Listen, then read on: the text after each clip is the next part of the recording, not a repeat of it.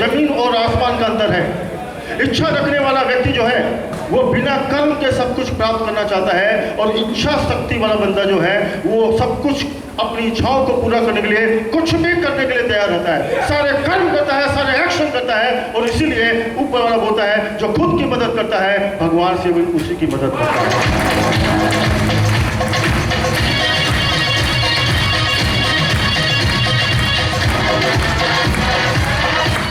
अगर आप देखेंगे कि आज सुनील जी हैं, हाँ भोला प्रसाद जी हैं, आज बबलू जी हैं, रंजीत जी हैं, ऐसे हमारे जितने टेक्नीशियन हैं, आप देखेंगे ये सब लोग क्यों कामयाब हैं? क्योंकि जब उन्होंने भी यहाँ पर शुरुआत की सीतामढ़ी में, तो सीतामढ़ी में भी कुछ नहीं था। यस और नो? यस। लेकिन सोचिए उनके जमाने में, उनके साथ में उस जमाने में बहुत सारे लोगों ने ज्वाइन किया होगा, लेकिन बाकी लोगों की इच्छाएं थी वो पीछे रह गए। लेकिन आज ये इमरान है, स्टार इमरान है, बड़ी बड़ी टीम में है। मालूम है क्यों? क्योंकि बाकी लोगों की इच्छा थी और इनकी इच्छा थी। तो ध्यान रखो, अगर आरसी में कामयाबी की इच्छा कभी मत रखना। क्या रखना? 100% पूरी। और लेकिन क्या है, कुछ लोगों की जो सोच है हमारे देश में, दुनिया में ऐसे बहुत सारे लोग की सोच, मालूम क्या है? क्या लेकर आए थे और क्या लेकर जाए? खाली हाथ आए थे और खाली हाथ जाए। अरे क्या चाहिए इंसान को? 2 वक्त का खाना चाहिए, 2 जोड़ी कपड़ा चाहिए पहनने के लिए, है ना, और एक छत रहने के लिए छत चाहिए, और 6x2 का खाट चाहिए, और मरने के बाद 2 गज जमीन। और ऐसी सोच वाले लोगों ने ही भारत की अर्थव्यवस्था की वाट लगा के रखी। आपने देखा होगा भारत की अर्थव्यवस्था, इकोनॉमी, जीडीपी, है ना, इन्फ्लेशन रेट ना, यानी कि महंगाई दर, बेरोजगारी दर, है ना, और अर्थव्यवस्था की रेट, ये सब सुना आप लोगों ने? आपने न्यूज़पेपर पढ़ा होगा और न्यूज़ चैनल में भी बहुत बार आपने देखा होगा, ऐसे बहुत सारे डिस्कशन भी आपने देखे होंगे टीवी पर। देखा आपने?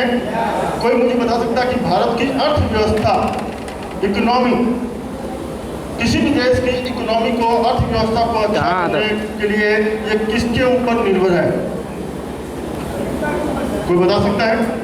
यस, बिजनेस के ऊपर? नो। हाँ, जनता के ऊपर। जोरदार तारीफ।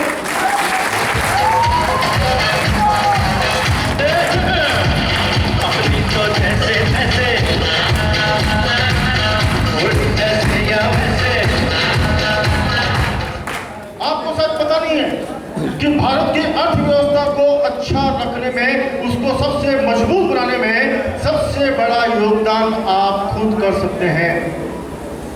मालूम है किसी भी देश की अर्थव्यवस्था किससे अच्छी होती है? पर कैपिटा इनकम, यानी कि हर व्यक्ति की कितनी इनकम है, उसके आधार पर देश की अर्थव्यवस्था निर्धारित होती है। मान लो अगर आपकी इनकम 5,000 रुपया महीना है, तो आप कितनी जगह पर खर्च कर पाओगे? यानी अर्थव्यवस्था कि कितने लोगों की कितनी परचेजिंग पावर है। अगर आपकी इनकम 5,000 रुपया है तो आप केवल 5 जगहों पर खर्च कर पाओगे। घर का भाड़ा, राशन पानी का बिल, है ना, बिजली का बिल, टेलीफोन का बिल, बच्चों की फीस, बाकी जय आरसीओ। यह सुनो, केवल 5 जगह पर खर्च कर पाओगे। तो क्या आप देश की अर्थव्यवस्था को मजबूत करने में कोई योगदान कर पाओगे? नो। आपका योगदान होगा कितना? वहीं पर अगर आपकी इनकम 50,000 रुपये महीना हो जाए तो आप 50,000 खर्च करो, 50 जगह पे खर्च करोगे। अगर आपकी इनकम 50,000 रुपये महीना हो जाएगी तो आप कार भी खरीदोगे। जैसा नो, अगर आप कार खरीदोगे तो ऑटोमोबाइल इंडस्ट्री ग्रो करेगी, और ऑटोमोबाइल इंडस्ट्री में काम करने वाले लाखों लोगों को रोजगार मिलेगा।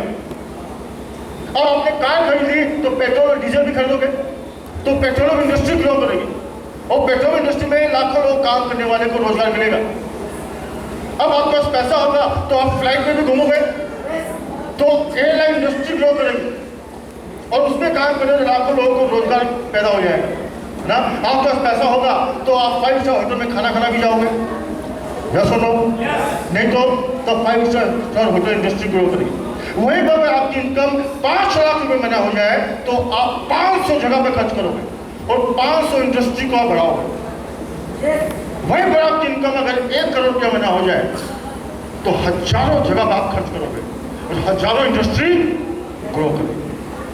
और इसी तरह से अर्थव्यवस्था, क्योंकि जितनी फैक्ट्रियां लगी हुई है, जितना बिजनेस चल रहा है, वो किसके ऊपर निर्भर है? वो आम जनता की परचेजिंग के ऊपर निर्भर है। वहां का प्रोडक्शन तभी बढ़ेगा जब यहाँ पर लोग डिमांड होगी। अगर यहाँ पर 5,000 महीने की इनकम है तो डिमांड वहां पर कुछ नहीं होगी और वो इंडस्ट्री बंद हो जाएगी। या सुनो, लेकिन हमें तो क्या लेकर आए थे और क्या लेकर जाए। और देखो, अगर हम देखें आज हमारे भारत की पर कैपिटा इनकम जो है वो $6,490 साल की इनकम है। और ये देखो, दुनिया में नंबर 3 पर है सिंगापुर। सिंगापुर में पर कैपिटा इनकम जो है वो है $87,856, यानी उसको 70 रुपया से गुणा करेंगे तो करीबन 60 लाख रुपया, 60 से 70 लाख रुपया होता है। यानी वहाँ पर हर फैमिली की इनकम 60 से 70 लाख रुपया है। और इसीलिए वहाँ पर लेबर क्लास का व्यक्ति भी कहीं जाता है तो अपनी कार में जाता है, उसके पास भी लग्जरी लाइफ है, क्योंकि पर कैपिटा इनकम बहुत हाई है। और भारत कितने पर है? 113 नंबर पर है। हमसे अच्छा तो भूटान है 103 नंबर पर, और भी हमसे अच्छा श्रीलंका है 85 नंबर पर। हाँ, ये देखिए, दुनिया में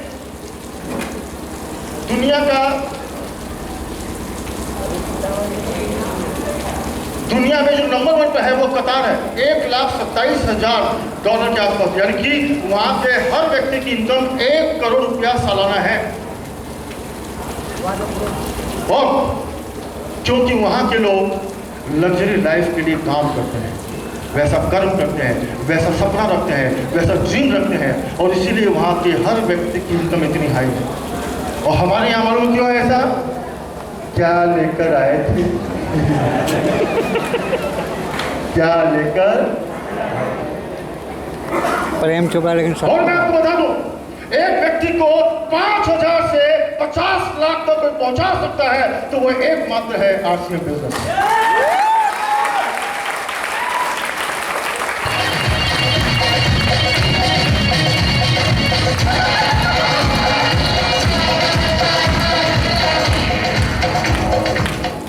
अगर आप देखेंगे कि आरसीएम क्या कर रहा है, कि आरसीएम जो है जड़ों पे काम कर रहा है, देश की अर्थव्यवस्था की जड़ों पर पानी दे रहा है आरसीएम बिजनेस।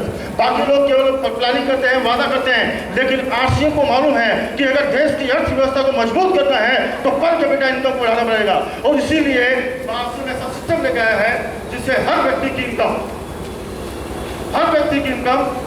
5,000 से 5,50,000, ऐसे लाखों लोग हैं। ऐसे आरसीएम में लाखों लोग हैं जिनकी इनकम को आरसीएम ने 5,000 से 50,000, 5 लाख, 2 लाख, 1,70,000, 80,000, 10 लाख, 15 लाख तक पहुंचा चुका है।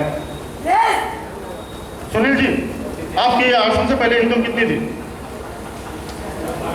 10-12 हज़ार की काम करते थे। अगर वही काम आप करते रहते 20 साल तक तो आप आज तक तो कितनी इनकम आती? बढ़िया थी, 15-20 हज़ार रुपया आती। और आपकी हाईएस्ट इनकम कितनी आई? 1,30,000। सुनील जी,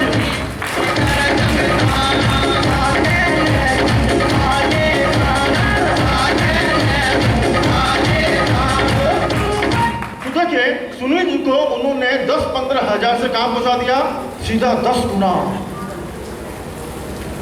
और ऐसे हजारों लोग हैं दुनिया में, लाखों लोग जिसकी इनकम बढ़ा चुका है। तो याद रखो कि अगर आपको भी लग्जरी लाइफ चाहिए तो केवल इच्छा रखने से नहीं होगा, आपको अपनी इनकम को बढ़ाने पे काम करेगा। लोगों के पास प्लेटफॉर्म नहीं है, लोगों के पास सोर्स नहीं है, लेकिन आपके पास आरसीएम बिजनेस है जो आपको 5,000 से 5-5 करोड़ तक पहुंचा सकता है।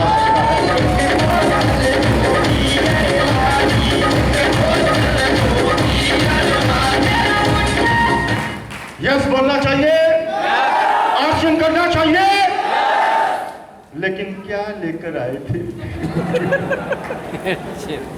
तो ध्यान रखना, जीवन में कभी संतुष्ट मत होना, सेटिस्फाइड मत होना कि जो व्यक्ति जिसने संतुष्ट हो गया वो आदमी उसी दिन मर गया।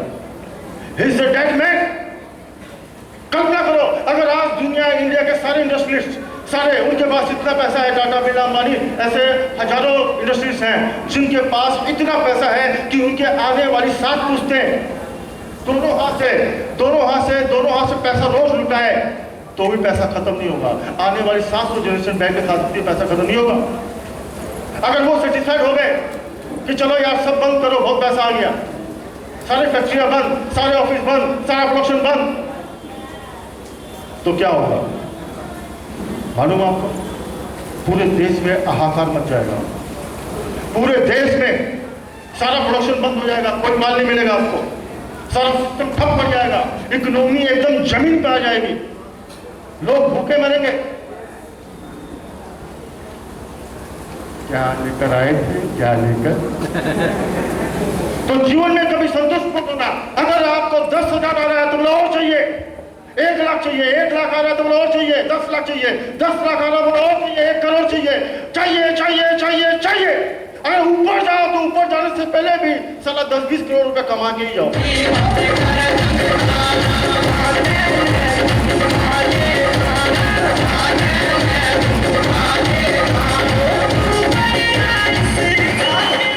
तो अगर आप चाहते हैं कि आपका विकास हो, आपके बच्चों का विकास हो, आपके समाज का विकास हो, देश का विकास हो, और दुनिया की नंबर 1 अर्थव्यवस्था एक दिन कोई बनाएगा तो वो RCM बिजनेस भारत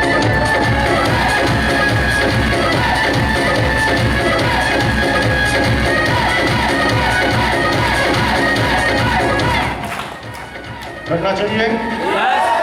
तो इसलिए याद रखो, अगर आपको लग्जरी लाइफ की इच्छा शक्ति है तो आपकी पर कैपिटा इनकम को बढ़ाने पर काम कीजिए, और आपके पास RCM बिजनेस है उसको बढ़ाने। यस, और इसीलिए